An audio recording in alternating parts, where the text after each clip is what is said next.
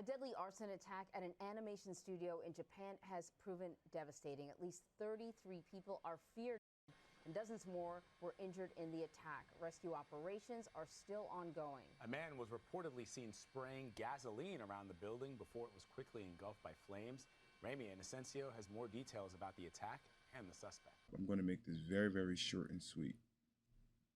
This person here on Twitter decided to threaten the animation studio of the Record of Ragnarok because he was unhappy with season 1 of Record of Ragnarok, and season 2 was most recently announced. And how did he threaten them? By making a nasty joke or troll, a 2021 troll, with this Twitter message in reference to the Kyoto animation arson that happened a couple of years ago. What did he say? No, no, no. My precious season 2. The studio already ruined it once, and I won't let that happen twice. 3 exclamation points. Seems like arson, in all caps, is the answer this time. I don't know who this individual is, but this person here needs to really, really, really sit down and take a look at themselves in the mirror and realize that this type of behavior is unacceptable.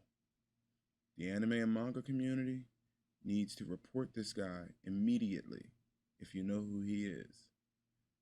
Twitter, Twitch, Facebook, Instagram, and all of the other services out there need to be paying more attention to this stuff here when there are indirect threats and people spreading hate and violence than they do some of the other BS that's happening on Twitter and Twitch and Instagram that they are taking down.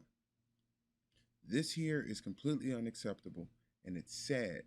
It's sad on many levels because not only are your indirect threats affecting the official Record of Ragnarok Twitter account, it's affecting the Netflix production studio team, the Netflix production team, and it's also affecting the animation studio of Record of Ragnarok. You cannot run around not only making jokes about threats or joking threats that you're putting out there to the world, but he obviously knew that something like this happened before in the past with Kyoto Studios and the arson attack that happened to them about 1.5 to 2 years ago, which was one of the saddest things and one of the saddest days of Kyoto, Japan, and one of the saddest things that I've seen that ever happened in the anime and manga community. With that being said, even though I don't know who this individual is because his name is blanked out or his name is erased or censored on the official Shumatsu no Valkyrie Reddit account, I really would like this person to understand that this cannot continue. And an apology is not going to matter. Nobody's asking for you to apologize. We can't go back in time and remove the message from the world because the world's already seen it. I've already seen it. Over 800 people have already upvoted this on Reddit. But realize that going forward, you need to take a real good look in the mirror and double check your Twitch, your Twitter messages before you post them out. No matter how much you like or dislike a series or how much you love or praise a series, there's a lot of other people that like and praise the series as well. There's a lot of hardworking men and women that worked on the production of the series. So when you say things like this and the family members of the people who were affected by the Kyoto arson sees that message, what do you think it does to them?